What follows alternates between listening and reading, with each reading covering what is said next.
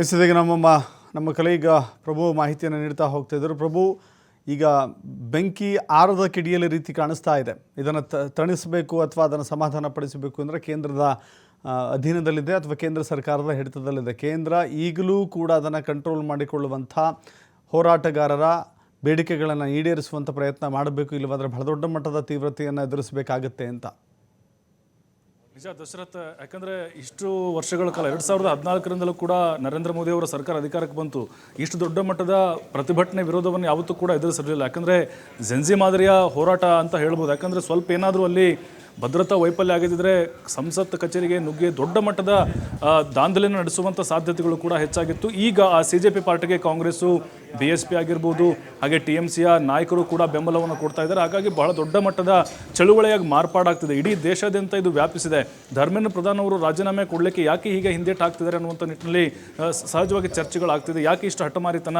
ಪ್ರಧಾನಿ ನರೇಂದ್ರ ಮೋದಿ ಅವರು ಈ ಹಿಂದೆ ಮಣಿಪುರ ಘರ್ಷಣೆ ಆದಾಗ ಮಾತಾಡಲಿಲ್ಲ, ಅಥವಾ ಈ ದೇಶದ ಪ್ರಜಾಪ್ರಭುತ್ವ ವ್ಯವಸ್ಥೆಗೆ ಧಕ್ಕೆ ಬಂದಾಗ ಮಾತಾಡಲಿಲ್ಲ. ಈಗಲಾದರೂ ಕೂಡ ವಿದ್ಯಾರ್ಥಿಗಳ ಪರವಾಗಿ ಮಾತಾಡ್ತಿರೋರು ಅಂತೇಳಿ ನಿರೀಕ್ಷೆ ಮಾಡ್ತಾ ಇದ್ದಾರೆ. ಆದರೆ ಈ ಸದ್ಯದ ಪರಿಸ್ಥಿತಿ ನೋಡ್ತಾ ಇದ್ದಾರೆ, ಪ್ರಧಾನಿ ಮೋದಿ ಅವರು ಇದರ ಬಗ್ಗೆ ತುಟಿಪಿಟ್ಟಕ್ಕೆ ಅನ್ನೋದಿಲ್ಲ ಅನ್ನೋದು ಗೊತ್ತಾಗ್ತಾ ಇದೆ.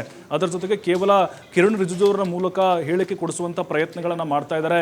ಸಂಸತ್ನಲ್ಲೂ ಕೂಡ ಓಂ ಬಿರ್ಲಾ ಅವರ ಒಂದು ರಾಹುಲ್ ಗಾಂಧಿ ಅವರು ಮುಖಾಮುಖಿ ಭೇಟಿಯನ್ನಾಯಿತು. ಓಂ ಬಿರ್ಲಾ ಅವರು ಹೇಳಿದ್ದಾರಂತೆ, ಇಲ್ಲ ವಿದ್ಯಾರ್ಥಿಗಳ ಜೊತೆಗೆ ನಾವು ಮುಕ್ತವಾಗಿ ಮಾತನಾಡಲಿಕ್ಕೆ ಅವಕಾಶ ಕೊಡ್ತೀವಿ, ಸಮಯ ಮತ್ತು ದಿನಾಂಕವನ್ನು ಕೂಡ ನಿಗದಿ ಮಾಡ್ತೀವಿ ಅಂತ ಹೇಳಿದ್ದಾರೆ. ಮೊದಲಿಂದಲೂ ಕೂಡ 20ನೇ ತಾರೀಕಿಂದಲೂ ಕೂಡ ಇದೇ ರೀತಿಯಾದಂಥ ಭರವಸೆಗಳು ಬರ್ತಾ ಇದೆ. ಆದರೆ ಈಗ CJP ಪಾರ್ಟಿಯ ಕೆಲವೊಂದಿಷ್ಟು ವಿದ್ಯಾರ್ಥಿ ಮುಖಂಡರನ್ನು ಕರೆಸಿ JP ನಡ್ಡಾ ಅವರು ಅವ್ರ ಮನವಿಯನ್ನು ಸ್ವೀಕರಿಸಿದ್ರು. ಆದರೆ ಇಲ್ಲಿವರೆಗೂ ತನಿಖಾ ಅಂತ ಇಲ್ಲದೆ ಬರೀ 13 ಜನ ಬಂಧಿಸಿದ್ದೇವೆ ಅಂತ ಹೇಳ್ತಿದ್ದಾರೆ. ಬರೀ ಇಲ್ಲಿ ಕೇವಲ ಮೀನುಗಳನ್ನು ಬಂಧಿಸುವಂಥ ಪ್ರಯತ್ನ, ಅದು ದೊಡ್ಡ ದೊಡ್ಡ ಹಿಂದಿರುವಂತಹ ಪ್ರಭಾವಿಗಳ ಬಂಧನ ಯಾವಾಗ ಆಗುತ್ತೆ ಅಂತೇಳಿ ಪ್ರಶ್ನೆಯನ್ನು ಮಾಡ್ತಿದ್ದಾರೆ. ಹಾಗಾಗಿ ಮುಂದಿನ ದಿನಗಳಲ್ಲಿ ಈ ರೀತಿಯಾದಂತಹ ಸ್ಪರ್ಧಾತ್ಮಕ ಪರೀಕ್ಷೆಗಳಲ್ಲಿ ಪಾರದರ್ಶಕರನ್ನು ತರಬೇಕು ಅನ್ನುವಂಥ ನಿಟ್ಟಿನಲ್ಲಿ ಬಹಳ ದೊಡ್ಡ ಮಟ್ಟದ ಒತ್ತಾಯಗಳು ಕೇಳಿ ಬರ್ತಾ ಇದೆ. ಓವರಾಲ್ ನಾವು 20ನೇ ತಾರೀಕಿಂದ ವಾಂಗ್ಚುಕ್ ಅವರ ಪ್ರೊಟೆಸ್ಟ್ ಆಗಿರ್ಬೋದು, ಈಗ ದೀಪ್ಕೆ ಏನಿದ್ದಾರೆ ಅವರ ಒಂದು ಅಭಿಜಿತ್ ದೀಪ್ಕೆ ಅವರ ನೇತೃತ್ವದಲ್ಲಿ ನಡೆದಂಥ ಹೋರಾಟ ಆಗಿರ್ಬೋದು, ರಾಹುಲ್ ಗಾಂಧಿ ಅವರು ನಿನ್ನೆ ಲೋಕ ಕಲ್ಯಾಣ ಮಾರ್ಗದಲ್ಲಿರುವಂಥ ಪ್ರಧಾನಿ ನರೇಂದ್ರ ಮೋದಿ ಅವರ ನಿವಾಸದಲ್ಲಿ ಕೂಡ ದೊಡ್ಡ ಮಟ್ಟದ ಪ್ರತಿಭಟನೆ ಮಾಡಿದರು. ಮತ್ತು ಆ ಸಂದರ್ಭದಲ್ಲಿ ರಾಹುಲ್ ಗಾಂಧಿ ಅವರು ಗಾಯ ಆಗಿದ್ದು ಇದೆಲ್ಲವನ್ನು ಕೂಡ ಬಹಳ ಖಂಡಿಸ್ತಿದ್ದಾರೆ ಕಾಂಗ್ರೆಸ್ನ ಕಾರ್ಯಕರ್ತರು.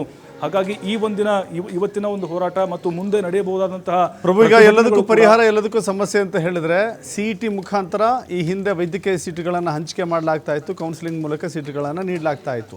ನೀಟ್ ಎಕ್ಸಾಮ್ ಅಂತ ಹೇಳಿ ರಾಷ್ಟ್ರೀಯ ಮಟ್ಟದಲ್ಲಿ ನೀಟ್ ಎಕ್ಸಾಮನ್ನು ಮಾಡಿದ ನಂತರದಲ್ಲಿ ನಡೆದಿರುವಂಥ ಅವಾಂತರಗಳಿವೆಲ್ಲವೂ ಕೂಡ ಈಗ TVK ಪಕ್ಷ ಸೇರಿದಂತೆ ಅನೇಕರು ಕೂಡ ಒತ್ತಾಯ ಮಾಡ್ತಾ ಇದ್ದಾರೆ. ನಮ್ಮ ರಾಜ್ಯದ ವೈದ್ಯಕೀಯ ಸೀಟುಗಳನ್ನು ನಾವೇ ಹಂಚ್ತೀವಿ, ನೀಟ್ ಬೇಡ ನಮಗೆ, ನಾವು ಮುಂಚೆ ಯಾವ ರೀತಿ ಪದ್ಧತಿ ಇತ್ತು ಅದೇ ರೀತಿ ನಾವು ನಡೆಸ್ಕೊಳ್ತೀವಿ ಅಂತ ಹೇಳಿ. ಹಾಗಾದರೆ ಅಂಥ ಹೋರಾಟ ಎಲ್ಲ ರಾಜ್ಯಗಳು ರೂಪಿಕೊಂಡ್ರೆ, ಎಲ್ಲ ರಾಜ್ಯಗಳಲ್ಲೂ ಅದೇ ರೀತಿಯ ಹೋರಾಟ ಬಂದರೆ ನಿಜಕ್ಕೂ ಕೂಡ ಅದೊಂದು ಶಾಶ್ವತ ರೀತಿಯ ಪರಿಹಾರ ಕಾಣಿಸ್ಬೋದಲ್ವಾ ಅಂತ. ಹೌದು ದಶರಥ್, ಆ ರೀತಿಯಾದಂತಹ ಪ್ರಯತ್ನಗಳನ್ನು ಕರ್ನಾಟಕ ಸರ್ಕಾರ ಕೂಡ ಮಾಡಬೇಕು ಅಂತ ಅನ್ಸುತ್ತೆ. ಯಾಕಂದರೆ ತಮಿಳುನಾಡಲ್ಲಿ ನೋಡಿ, ನಿಮಗೆ ನೀಟ್ಗೆ ಏನಿದೆ ಮೊದಲಿಂದಲೂ ಕೂಡ ಅವರು ವಿರೋಧವನ್ನು ವ್ಯಕ್ತಪಡಿಸ್ತಾ ಬಂದರು. ಬಟ್ ದಕ್ಷಿಣ ಭಾರತದ ಕೆಲವು ರಾಜ್ಯಗಳು ಮಾತ್ರ ಇದಕ್ಕೆ ಒಲವನ್ನು ತೋರಿಸ್ತಾ ಇದ್ದಾವೆ.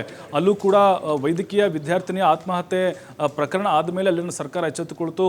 ಹಾಗಾಗಿ ನಾವು ಯಾವುದೇ ಕಾರಣಕ್ಕೂ ಕೇಂದ್ರ ಸರ್ಕಾರದ ಈ ನೀಟ್ ಏನಿದೆ ಅದನ್ನು ಒಪ್ಪೋದಿಲ್ಲ ಅಂತೇಳಿ ಕಡಖಂಡಿತವಾಗಿ ಸ್ಟಾಲಿನ್ ಸರ್ಕಾರ ಇದ್ದಾಗಲೂ ಕೂಡ ಅವರು ಬಲವಾಗಿ ಖಂಡಿಸಿದ್ರು ಮತ್ತು ಕಲಾಪದಲ್ಲೂ ಕೂಡ ಗಂಭೀರವಾಗಿ ಚರ್ಚೆ ಆಗ್ತಾ ಇತ್ತು. ಈಗ ವಿಜಯ್ ಅವರು ಅಧಿಕಾರದಲ್ಲಿದ್ದಾರೆ, ಈಗಲೂ ಕೂಡ ನಮಗೆ ಬೇಡ ಅಂತಲೇ ಅವ್ರು ಹೇಳ್ತಾ ಇರೋದು. ಹಾಗಾಗಿ ಕರ್ನಾಟಕದಲ್ಲೂ ಕೂಡ ಯಾಕೆ ಆ ರೀತಿಯಾದಂಥ ಪ್ರಯತ್ನಗಳಾಗ್ತಾ ಇಲ್ಲ?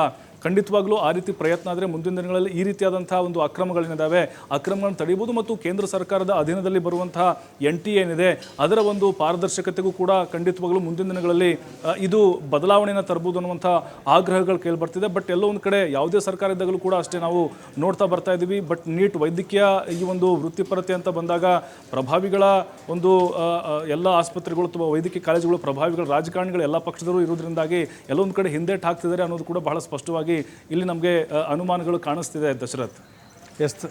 ಎಸ್ ಹಾಗೆ ಸಂಪರ್ಕದಲ್ಲಿರಿ ಪ್ರಭು.